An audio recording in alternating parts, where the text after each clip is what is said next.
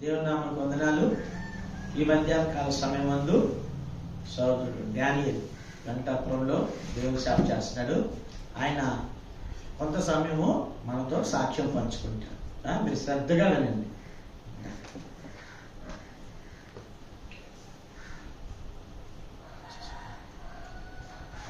పేతురు రాసిన మొదటి పత్రిక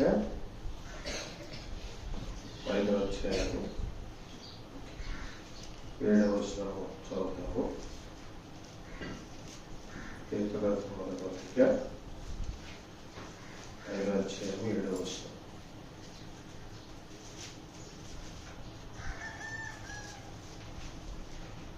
పేతురు రాసిన మొదటి పత్రిక 5వ అధ్యాయము 7వ వచనం.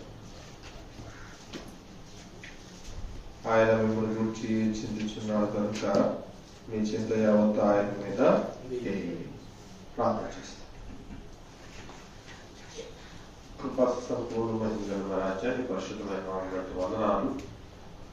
తండ్రి మరి అల్పుడైన యోగ్యులను ప్రభు అడ్డడానికి యోగ్యమైనటువంటి వారిని మన యొక్క సాక్ష్యాన్ని ఈ చదువు మధ్య వివరించడానికి కావాల్సిన శక్తిని సామర్థ్యాన్ని దయచేయండి.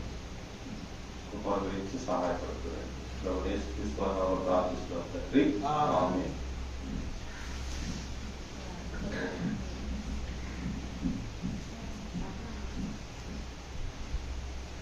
నా పేరు డానియల్. ప్రభువుని నమ్ముకున్న తర్వాత నా పేరు మార్చడం జరిగింది. అసలు నా పేరు హనుమంతరావు. నాకు ఆంజనేయ స్వామి అంటే చాలా ఇష్టం. మా అమ్మవాళ్ళు కూడా, నాకు ఇద్దరు సహోదరులు ఉన్నారు, ఇద్దరు సిస్టర్స్. తర్వాత ఒక బాబు పుట్టి చనిపోయిన తర్వాత మా అమ్మ వాళ్ళు ఏం చేశారంటే మొక్కుకున్నారు ఆంజనేయ స్వామికి. ఇక వాడు దాన్ని పుడితే అతన్ని మధ్య దగ్గర తీసుకొచ్చి మొక్కి అతనికి నీ పేరు పెట్టుకుంటాం అన్నప్పుడు నేను పుట్టినప్పుడు నన్ను మధ్య దగ్గరికి తీసుకెళ్ళి ఇక్కడ గురవాయిపురం దగ్గర నాకు పేరు పెట్టి నా చెవుకి రింగు కుట్టించారు. అప్పుడున్న హనుమంతరావు అని నాకు నామకరణం చేశారు. అంటే మా ఊళ్ళో ఎక్కువగా మేము గంగానమ్మ తల్లి, ఆంజనేయ స్వామి, దుర్గమ్మ తల్లిని పూజిస్తాం. మా ఊళ్ళో ఎక్కువ జాతర జరుగుతుంది. 5 రోజులు జరుగుతుంది. ఒకప్పుడు 3 రోజులు జరిగేది, 5 రోజులు జరుగుతుంది. అక్కడ కొబ్బరి చెప్పులు, ఊళ్ళు, తర్వాత కోళ్ళు కోసినప్పుడు తలకాయలు, ఇవన్నీ మేము సాయంత్రం కూడా తీసుకొచ్చి ఊళ్ళో వాళ్ళందరూ పంచుకుని ఎవరి వాటా వాళ్ళు తీసుకుంటాం. అలాగా ఆ తిరణాలకు ఎక్కువ మేము వెళ్ళేవాళ్ళం. అలాగే మేము జీవనోపాధి కొనసాగిస్తూ ఉన్నాము. మా నాన్నగారు, మా గారు అన్యులే, వాళ్ళు కూడా వ్యవసాయ పనులు చేస్తారు. నేను 5th క్లాస్ వరకు మా ఊర్లో చదివాను. 5th క్లాస్ అయిపోయిన తర్వాత 6th క్లాస్కి నేను చింతలపూడిలోకి వెళ్ళి అక్కడ చింతలపూడిలో చదివాను 10th వరకు. 10th చదివినప్పుడు నాకు స్కూల్ ఫస్ట్ వచ్చింది, 509 మార్క్స్. 2006లో నేను 10th కంప్లీట్ చేశాను. స్కూల్ ఫస్ట్ వచ్చాను. వచ్చిన తర్వాత నాకు ఇంటర్మీడియట్లో బైపీసీ అంటే చాలా ఇష్టం. దాని కొరకే నేను పెద్దవేగిలో కౌన్సిలింగ్ జరుగుతుంది రెసిడెన్షియల్. ఆ కౌన్సిలింగ్ కోసమని నేను పెద్దవేగి వెళ్ళాను. వెళ్తే నాకు 509 మార్క్స్ వచ్చినాయి. అయితే నాకు ముందు ఒక ఆయనకి కూడా 509 మార్కులు వచ్చినాయి. ఆయన రెసిడెన్షియల్లో చదవడం ద్వారా ఆయనకి ఎంపీసీ సీట్ ఇచ్చారు. తర్వాత నేను వెళ్ళాను. నేను బీసీ హాస్టల్లో చదివాను. బీ హాస్టల్లో చదవడం ద్వారా నాకు ఎంపీసీ సీట్లు అయిపోయినాయని బైపీసీ సీట్ ఇచ్చారు నాకు కౌన్సిలింగ్లో. చాలా ఏడుపు వచ్చింది, బాధేసింది. అప్పటికే చాలా మొక్కుకున్నాను ఆంజనేయ స్వామి. నిన్నే నమ్ముకున్నాను కదా, మరి నాకు సీట్ రాలేదని చాలా బాధేసింది. బాధేసి ఏడ్చుకుంటా నేను కిందకు వచ్చేసాను. ఆ టైంలో కౌన్సిలింగ్ టైంలో 2nd ఫ్లోర్లో మైక్ పెట్టి మైక్ అనౌన్స్ చేసేవారు. అయితే నేను మెట్లు దిగుకుంటే కిందకు వచ్చినప్పుడు ఏమనుకున్నానంటే అందులో యేసు ప్రభు ఉన్నారని చాలా మంది చెప్పారు, మా స్నేహితులు కూడా చెప్పారు.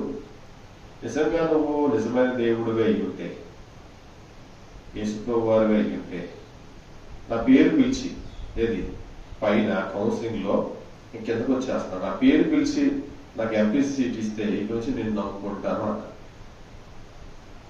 వచ్చేసరికి కిందకు వచ్చి కళ్ళు తుడుచుకున్నాను, ఇంటికి వెళ్ళిపోతాం అన్న టైంలో వాళ్ళు నిజంగా నా పేరు పిలిచారు. రాయల హనుమంతరావు గారు వాళ్ళు ఒకసారి పైకి రావాలంటే చాలా స్పీడ్గా వెళ్ళారు. అయితే నా ముందు తీసుకున్న ఆయన ఏం చేశాడంటే, నాకు బైపీసీ అంటే ఇష్టం అంటే నాకు ఎంపీసీ వద్దు, బైపీసీ ఇవ్వండి అని చెప్పేసి ఆయన వెళ్ళి కౌన్సిలింగ్ లో మార్చుకున్నాడు. అయితే నేను రిక్వెస్ట్ చేసేవాళ్ళని నాకు ఎంపీసీ కావాలని. ఎప్పుడైతే ఇలా పిలిచి వెళ్ళగానే ఆయన బైపీసీ తీసుకోవటాడంటే ఎంపీసీ వద్దు అంటాడు, నువ్వు తీసుకుంటావా అని అడిగాడు. భలే ఆశ్చర్యం వేసింది. వెంటనే అన్నాను తీసుకుంటాను అంటే, అప్పుడు నా అప్లికేషన్ లో బైపీసీ అని కుట్టేసి వెంటనే ఎంపీసీ అని రాశాను. అది ఫస్ట్ యేసు ప్రభు వారిని నేను తెలుసుకోవడానికి మొట్టమొదటి మెట్టు. అయితే నాకు యేసు ప్రభు వారు అంటే ఇష్టం లేదు. ఎందుకంటే మా ఊర్లో ఆశయం ఉంటుంది. ఆశయం ఉంటే వాళ్ళు ఎక్కువ జపాలు అవి చేస్తూ ఉండేవాళ్ళు. చేస్తూ ఉంటే ఇంకా యేసు ప్రభు నమ్ముకుంటే జపాలు చేయాలేమో మనకు రావు అని నేను అనుకునేవాడిని. అనుకుని తర్వాత వాళ్ళు ఉండే విధానాన్ని బట్టి, వాళ్ళు ఉండే పద్ధతిని బట్టి సరైన మార్మల్స్ లేకపోవడం వల్ల నేనేమనుకున్నామనంటే, ఎవరైనా నమ్ముకోవాలి కానీ యేసు ప్రభు గారిని మాత్రం నమ్ముకోకూడదురా బాబు అనుకున్నామండి. కానీ ఇప్పుడు నాకు చదువు ఇంపార్టెంట్ కదా, నాకు ఇష్టం చదవడం అంటే. సరే ఎప్పుడైతే మొక్కుకున్నానో వెంటనే నాకు సీట్ వచ్చింది. సరే సీట్ వచ్చింది కదా అని చెప్పేసి నేను ఆర్సీఎం మాస్టర్ ఉంటే ఆయన తీసుకొచ్చి మా ఇంటి దగ్గర మీటింగ్ పెట్టించాం. మీటింగ్ పెట్టించిన తర్వాత ఇంటర్మీడియట్ నేను ఆర్గోల్లో జాయిన్ అయ్యా. జాయిన్ అయిన తర్వాత ఆ కొంతమంది అన్నయ్యలు, ఇంటర్ సెకండ్ ఇయర్ అన్నయ్యలు నాతో మాట్లాడేవారు. తమ్ముడు, హాస్టల్స్ పైన డార్మెంటరీలు ఉంటాయి, డార్మెంటరీస్ మీద అన్నవాళ్ళు రోజుకొకరు వాక్యం చెప్పేవాళ్ళు. వెళ్తే వెళ్ళి కూర్చుంటే వాక్యం చెప్పేవారు, బాగుండేది. అలాగా నేను 2-3 రోజులు ఉండేది. 2-3 రోజులు వెళ్తా ఉంటే ఒక రోజు అన్నయ్య వాక్యం చెప్పాడు. చెప్పినప్పుడు ఎలా ఉందంటే అది నా గురించి చెప్పాడు. నాకు బాధ వేసింది. ఇందుకే కావచ్చు అన్నయ్య నన్ను రమ్మంటాడు మీటింగ్కి, నా యజమానే తిరుగుతూ నా విషయాలని చెప్తున్నాను ఇక్కడ నిలబడి అనుకునేవాడు. అన్న తర్వాత 2వ రోజు నాడు నేను అబ్జర్వ్ చేశాను, ఆయన నా యజమాని వస్తున్నాడా, నన్ను చూస్తున్నాడా, నా విషయాలను ఎందుకు చెప్తున్నాడు, ఎక్కడ స్టేజీ మీద అని కూడా అన్నయ్య నాతో పాటు వచ్చేవాడు కదా నా యజమాన. మళ్ళీ 2వ రోజు కూడా అంతే, వేరే అన్నయ్య నిలబడి వాక్యం చెప్పేవాడు, ఆయన కూడా నా గురించి చెప్పేవాడు. ఇక నా గురించి చెప్తున్నారు వాక్యంలో నేను ఏం చేసేవాడిని అంటే, పాటల వరకు ఉండి తర్వాత వచ్చేసేవాడిని, వాక్యం వినేవాడు కదా, ఎందుకంటే నా గురించి చెప్తున్నారు కదా. ఆ తర్వాత ఇంకొక అన్నయ్య పరిచయం అయ్యాడు. పరిచయం అయ్యి, తమ్ముడు దేవుల పెళ్లిలో హెబ్రోన్ సహవాసం ఉంది, ఒకసారి ఎక్కడికి రా, అక్కడ బాగుంటుందంటే నేను వెళ్ళా. అదే ఫస్ట్ టైము. నేను అప్పటికి ఇంకా పూర్తిగా నాకు తెలియదు యేసు ప్రభువు గురించి. ఫస్ట్ టైం వెళ్ళటం హెబ్రోన్కి వెళ్ళాను నేను, ఇంకా వేరే సహవాసానికి వెళ్ళలే. వెళ్ళినప్పుడు అక్కడ సేవకుడు యొక్క వైట్ అండ్ వైట్ వేసుకున్నాడు సేవకుడు. నన్ను వెళ్ళగానే పిలిచాడు, ఎవరమ్మంటే ఎలా నా పేరు వెళ్ళాలంటే చాలా దగ్గర తీసుకున్నాడు, చాలా ప్రేమించాడు. మధ్యాహ్నం మాట్లాడి భోజనం పెట్టాడని పంపించాడు. ఓకే ఇక్కడ ఎంత బాగుంటుంది అనిపించి వెళ్ళేవాడు కదా, వాక్యం అర్థమయ్యేది కదా. అలా కొద్ది రోజులు వెళ్ళిన తర్వాత జనవరి 1 వస్తే ఆయన అన్నాడు, ఈ వాగ్దానం తీసుకో, దేవుడు నీతో మాట్లాడతాడు అంటే. నాకు అప్పుడు వాగ్దానాలు అంటే కూడా పెద్ద తెలియదుగా, హిందూ ఫ్యామిలీస్ నుంచి వెళ్ళేసరికి సరే వాగ్దానం తీసుకోమంటే నేను కళ్ళు మూసుకొని వాగ్దానం లాగితే ఇదే వాగ్దానం, పేతురాసిన మొదటి పత్రిక 5:7 అది చూసి నా గురించి నువ్వు చింతించడం ఏంటి అని నాకు అర్థమవుతుంది. వాక్యం నా గురించి నువ్వు చింతించడం ఏంటి, దీంట్లో రాయటం ఏంటి అని అనుకునేవాడు. పక్కన పెట్టేసేదాన్ని. పక్కన పెట్టేసిన తర్వాత కొద్ది రోజుల తర్వాత ఎక్కడికి వెళ్ళినా ఈ వాక్యం కనబడుతుంది నాకు, నీ గురించి నేను చింతిస్తున్నా, నీ గురించి నేను చింతిస్తున్నా. అసలు ఈ చింతించడం ఏంటి అని అప్పుడు మళ్ళీ ప్రేయర్కి మళ్ళీ వెళ్ళటం స్టార్ట్ చేశారు. స్టార్ట్ చేసిన తర్వాత అప్పుడు అన్నవాళ్ళు వాక్యం చెబుతూ ఉంటే మాకు లెక్చరర్ ఉండేవారు, ఇంగ్లీష్ లెక్చరర్ పౌరాస్ గారని. ఆయనను చూసి నువ్వు మారాలి, మీలాంటి మారాలి, మీలాంటి మారితే అనేక మందిని మారుస్తాడు అని అనేవాడు. ఆయన పెద్ద పట్టించుకునేవాడు కాదు. తర్వాత హాలిడేస్కి ఇంటికి వస్తే మా పెద్దక్క అనేది, అరే నువ్వు బాగా చదువుతావు, నీకు మంచి నాలెడ్జ్ ఉంది, నువ్వు మంచోడివి, నీలాంటి వాళ్ళు మారాలరా, మారితే దేవుడు ఇష్టపడతాడని చెప్తుండే. నేను తృణీకరించేవాడిని. తృణీకరించినప్పటికీ కూడా మళ్ళా హాస్టల్కి వెళ్ళినప్పుడు మా సార్ నన్ను వదిలిపెట్టాడు కదా ఇంటర్ ఫస్ట్ ఇయర్లో. సరే అని చెప్పేసి అలాగే వెళ్తా ఉండే. కొద్ది రోజులకి వెళ్ళిన తర్వాత వాక్యము నాతో మాట్లాడటం మొదలుపెట్టాడు. నాకు ఉన్న బలహీనతలన్నీ వాక్యంలో వచ్చాయి. చదువుతున్నప్పుడల్లా వాక్యం మాట్లాడుతూ ఉండేది. అలాగా నాకు తెలియకుండానే నేను బైబిల్ చదవటం మొదలుపెట్టాను. అసలు వచనాలంటే అధ్యాయాలంటే తెలియని రోజుల్లో బైబిల్ మొదలుపెట్టాను. అది కూడా ఎవరో ఇస్తే. తర్వాత ఏం చేసామంటే విశ్వవాణికి మేము మా ఫ్రెండ్స్ కొంతమంది క్వశ్చన్ ఆన్సర్స్ రాసేవారు. విశ్వవాణికి రాస్తే వాళ్ళు ఏం చేశారంటే ఆ క్వశ్చన్లకి ఆన్సర్లు రాసి పంపిస్తే మళ్ళీ క్వశ్చన్లు పంపించేవారు. అలా కోర్స్ అయిన తర్వాత బైబిల్ పంపించేవారు. నేనేం చేశానంటే మా వాళ్ళ దగ్గర క్వశ్చన్లు ఆన్సర్లు తీసుకుని నేను వాళ్ళని చూసి రాసి పంపించేవాడిని. అయిన తర్వాత వాళ్ళు ఒక సర్టిఫికేట్ ఇచ్చి దాంతో పాటు బైబిల్ పంపించారు నాకు. అదే ఫస్ట్ బైబిల్ నేను పొందడం. ఆ బైబిల్ వచ్చే దగ్గర నుండి చదవడం మొదలుపెట్టాను. చదవడం మొదలు పెడితే ఒక మనిషి మన ఎదురుగుంటా ఉండి ఎలా మాట్లాడేవాడు అలా మాట్లాడుతూ ఉండేది ఈ బుక్.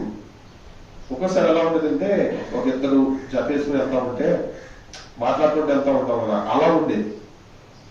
అంటే భలే ఉంది అని చెప్పేసి అలాగా. ఒక రోజు నాడు నన్ను చిన్నపిల్లలకి నేను సెకండ్ ఇయర్లోకి వచ్చేసాను. ఫస్ట్ ఇయర్ వాక్యం చెప్పమన్నప్పుడు చెప్పాను. చెప్తా ఉంటే ఈ వాక్యమునే చెప్పాను ఫస్ట్. అలా అలా చెప్తూ వెళ్ళిన తర్వాత ఆ ప్రభురాజు గారు విన్నారు వాక్యం. విని ఇంకైతే నీ పేరు హనుమంత్ అని ఉండకూడదు అని చెప్పి ఆయన పిలిచి ఒక రోజు నాడు ఒక చోట మోగంపు చేసి ఆ బైబిల్ తీసుకొచ్చి నా నెత్తి మీద బైబిల్ పెట్టి ప్రార్థన చేశారు. నీ చుట్టూ నీ ఫ్రెండ్స్ ఉన్నారు, ఇక్కడ వచ్చి నీ పేరు హనుమంత్ కాదు దానియేలు అని చెప్పేసి ఆయన అక్కడ నామకరణం చేశాడు దానియేలు అని. తదుపరికి అక్కడ నుంచి అండి మేము 8 మంది ఫ్రెండ్స్ ఇంటర్మీడియట్ లో. ప్రార్థన వదిలేవాళ్ళు కాదు. బాప్టిస్ట్ ప్రార్థన చేసేవాళ్ళు, ఫాస్టింగ్ ప్రార్థన చేసేవాళ్ళు, ఒక లైన్ లో కూర్చొని తినేవాళ్ళు. మేము బయట డార్మెంటరీ పైన అలా చేసేవాళ్ళు కాదు. ఒక ప్రేయర్ బ్యాచ్ అన్నది మన మీద ముద్ర పడిపోయింది. సెకండ్ ఇయర్ లోకి చాలా ఫాస్ట్ గా పనిచేసేవాడు దేవుడు. అలాగలాగా కొద్ది రోజులు అయిన తర్వాత అక్కడ ఇంటర్మీడియట్ అయిపోయింది. అక్కడ చాలా విషయాలు నేర్చుకున్నాం. ఇంటర్మీడియట్ సెకండ్ ఇయర్ లో బాప్టిజం కోసం నా పేరు ఇచ్చాను. ఇస్తే మళ్ళీ భయం వేసింది. పేరు ఇచ్చిన తర్వాత మళ్ళీ క్యాన్సిల్ చేయించేసాను. ఎందుకంటే సినిమాలు చూడకూడదు అంటారు, ఇంక ఇవన్నీ ఉంటాయి కదా. నాకేమో సినిమాలు అంటే చాలా ఇష్టం, చిరంజీవి అంటే ఇంకా ఇష్టం. సినిమాలకు వెళ్ళేవాడిని పేరు కొట్టేసుకున్నాను. తర్వాత బీటెక్ జాయిన్ అయ్యాను. బీటెక్ జాయిన్ అయిన తర్వాత సెకండ్ ఇయర్ థర్డ్ ఇయర్ అయిపోయిన తర్వాత ఇంకా సహవాసంలో ఎదగటము, ప్రార్థనలో ఎదగటము ఇవన్నీ జరుగుతూ ఉండేది. క్రమేపీ జరుగుతూ ఉన్నప్పుడు ఈసారి బలమైన వాక్యం నన్ను పట్టుకోవడము, బాప్టిజం తీసుకోవాలి అని ప్రేరేపించినప్పుడు మా హనుమంత్ ఎప్పుడో ఫోన్ చేశాను కదా నేను ఇంటర్మీడియట్ లోనే, బాప్టిజం తీసుకోవడానికి ఎందుకు లేట్ అని చెప్పేసి నేను బీటెక్ లో బాప్టిజం తీసుకున్న తర్వాత అప్పుడు బాప్టిజం ఇచ్చింది నాకు జోనథన్ మార్టిన్ గారు ఇచ్చారు. బాప్టిజం ఇచ్చిన తర్వాత ఆయన నాకు ఒక వాగ్దానం ఇచ్చారు. యెషయా గ్రంథం 49వ అధ్యాయంలో ఇశ్రాయేలు నువ్వు నా సేవకుడు, నీవు నన్ను మహిమపరుచుకున్నాడు. నా బాప్తిస్మ వాగ్దానంతో దేవుడు నన్ను సేవకి పిలిచారు. పిలిస్తే ఆ వాగ్దానం నేను చాలా జాగ్రత్తగా దాచుకున్నాను. యెషయా గ్రంథం 49వ అధ్యాయంలో 3లో ఉంటుంది. 49వ అధ్యాయం 3వ వచనంలో ఇశ్రాయేలు నువ్వు నా సేవకుడు, నీళ్ళు నన్ను మహిమపరుచుకున్నది ఆయన నాతో ఇదే వాగ్దానం నాకు ఇచ్చారు. అంటే దీనికి ముందు నాకు వాగ్దానం వచ్చింది. ఏంటది? తనకు పరిచర్య చేయటకు దేవుడు మిమ్మలను ఏర్పాటు చేసుకున్నాడని చెప్పేసి 2వ వృత్తాంత గ్రంథంలో 2వ వృత్తాంత గ్రంథంలో 29వ అధ్యాయము 11వ వచనంలో తనకు పరిచర్య చేయటకు యెహోవా మిమ్మును ఏర్పరచు. ఇది నేను బాప్తిసం తీసుకోకముందు వచ్చిన వాగ్దానము. తర్వాత ఈ వాగ్దానం కొంతమంది పెద్దలకు చెబితే ప్రభు నిన్ను సేవకు పిలుస్తున్నాడు అయ్యా అన్నారు. అప్పుడు నుండి నేను నిర్లక్ష్యం చేసేవాడు. చదువుకుంటారు కదా ఏంటి, నేను బీటెక్ చదువుతున్న టైంలో నుండి దేవుడు మాట్లాడుతూ వచ్చేవాడు. సరే బీటెక్ అయిపోయింది, బీటెక్ ఫస్ట్ క్లాస్ లో పాస్ అయ్యాను, మంచి మార్క్స్ 79.2 సంథింగ్ తో పాస్ అయ్యా. అంత అయిపోయింది. అయిపోయిన తర్వాత నేను జాబ్ చేసేవాడిని పెద్ద తిరుపతిలో. చేస్తూ అక్కడ సియోన్ ప్రార్థనా మందిరానికి వెళ్ళేవాడు, పిల్లపాలెం రేణిగుంట పక్కన పిల్లపాలెం వెళ్ళి అక్కడ ఉంటూ, అక్కడ ఆ రూమ్ లో ఉంటూ, చర్చ్ రూమ్ లో ఉంటూ నేను జాబ్కి వెళ్ళేవాడిని. అలా వెళ్తున్న క్రమేపంలో తర్వాత ఇంకా అక్కడ నుండి నేను మా లోకల్లో వచ్చేసాను. లోకల్ వచ్చేసిన తర్వాత ఐటీసీలో జాయిన్ అయ్యాను. ఐటీసీలో జాబ్ చేసేవాడిని. ఐటీసీలో చేస్తూ లోన్ పెట్టాను. లోన్ పెడితే నాకు 3 లక్షల వరకు లోన్ వచ్చింది. అప్పుడు ఎలక్ట్రికల్ షాప్, నేను ట్రిపుల్ చదివాను. ఎలక్ట్రికల్ షాపు పెట్టమంటే ఎలక్ట్రికల్ షాప్ పెట్టాను. పెట్టి రాజంపల్లిలో పెట్టాను. రాజంపల్లిలో ఎలక్ట్రికల్ షాప్ పెట్టాను. అది కూడా ఎలా అంటే చాలా మంది లోన్ పెడుతున్నారు, రాదు రాదు అంటే సేవకులు ప్రార్థన చేసేవారు. ప్రార్థన చేసినప్పుడు మేము 3 లక్షలు పెడితే 3 లక్షలు వచ్చింది. 3 లక్షలు తప్పటికి నేను ప్రేయర్కి వస్తున్నాను. రెడ్డిగూడు వచ్చేవాడిని. ప్రతి వారం రెడ్డిగూడు వస్తున్నాను ప్రేయర్కి. పరిచయంలో ఉండేవాడిని. బాగా ఇంట్రెస్ట్ ఉండేవాడు. మైకిల్ పెట్టడం కానీ, మందిరం తుడవడం కానీ, చాపలు వేయడం కానీ ఇవన్నీ చేసేవాడిని. చేస్తూ ఉంటే ఒక రోజు నాడు నన్ను ఎక్కువగా ఆత్మీయంగా బలపరిచి నన్ను నడిపించింది జకరయ్య గారు. జకరయ్య గారు అన్నారు, అన్న దగ్గర నేను వెళ్ళా, అన్న వెంకటాపురంలో కూడా ప్రారంభిస్తే బాగుంటది అని అన్నారు. సరే నెలలో ఒకసారి రాగలను, ప్రతిరోజు ప్రతి వారం రావడం కష్టం అవుతుంది అంటే సరే అప్పట్లో బ్రదర్స్ వేళ్ళు ఉంటే వారానికి ఒకసారి పెట్టేవాడు. అలా పెడుతూ మా ఇంటి దగ్గర పెట్టేవాడు. ఏది మీటింగ్. ఇందులో జాబ్ చేస్తూ ఉన్నట్టుగానే పరిచయం ప్రారంభించు. తర్వాత నేను షాప్ పెట్టుకున్నప్పుడు నుండి నేను ఇంకా పరిచయంలో దగ్గరగా ఉండేవాడిని. ఉన్నప్పుడు ఈ లోన్ వచ్చిన తర్వాత మా అక్క అంది, ఎరా మరి లోన్ వచ్చింది కదా, మరి దేవునికి దశమానం తీయాలిగా.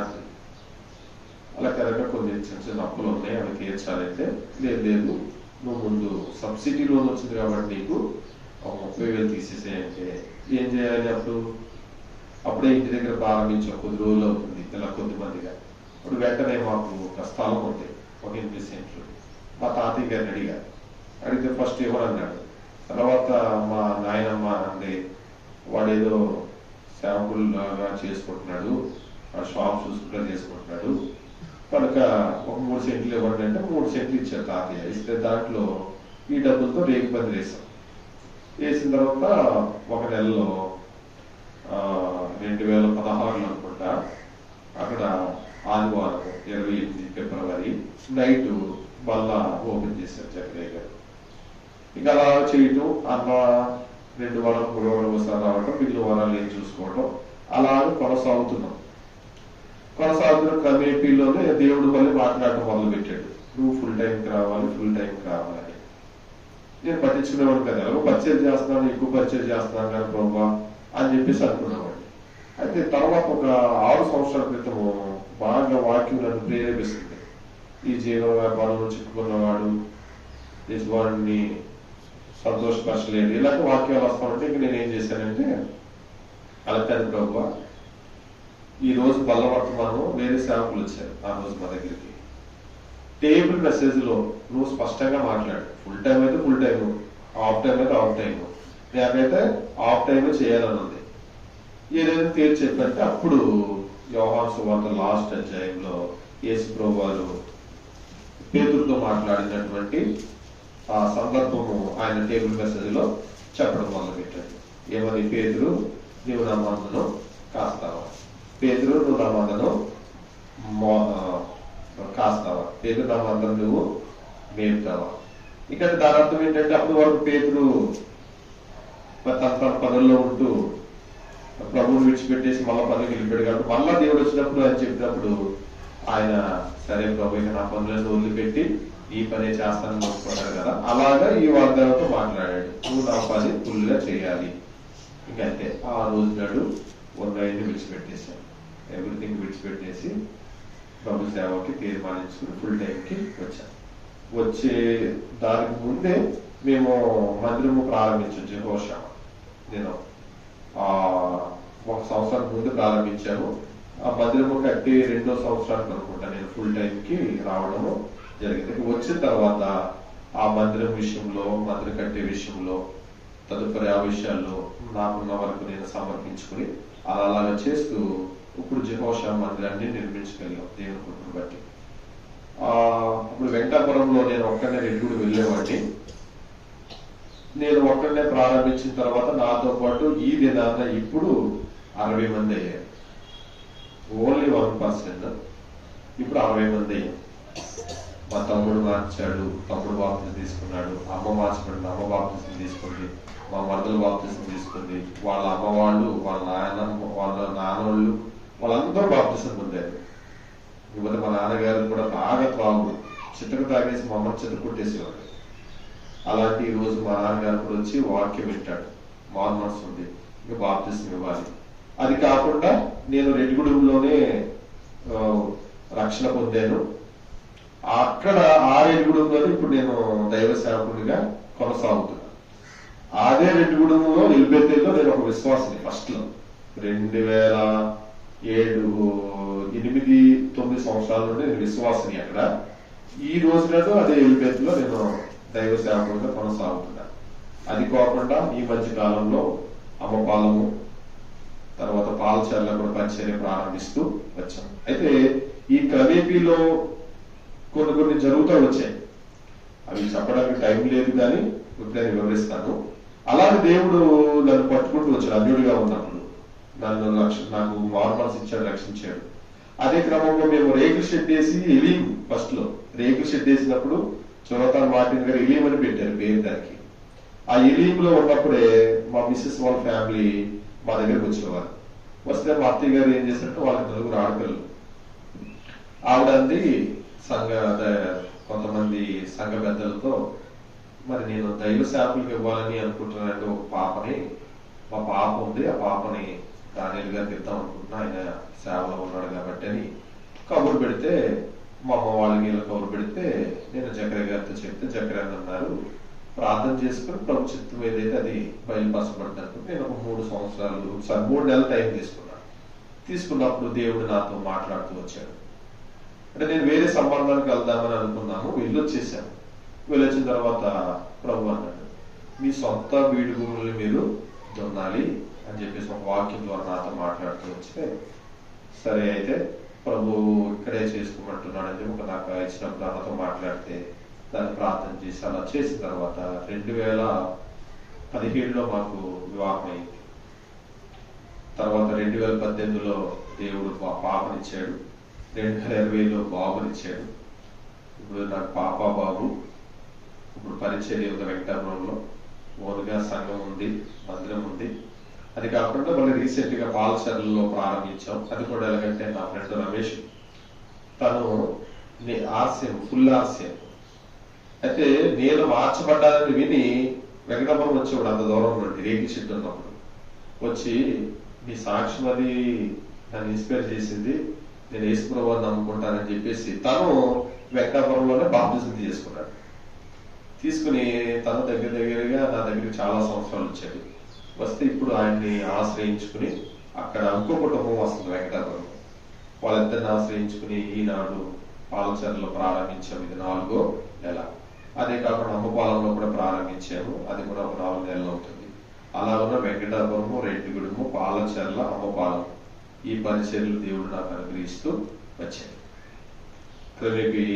మా ఇంటి దగ్గర ప్రేయర్ స్టార్ట్ చేసినప్పుడు మేము చారీస్ పెట్టేవాళ్ళు సేవకులకి. వచ్చిన సేవకులు కూడా కనీసం చేతి ఖర్చులు కూడా ఇవ్వలేని పరిస్థితి.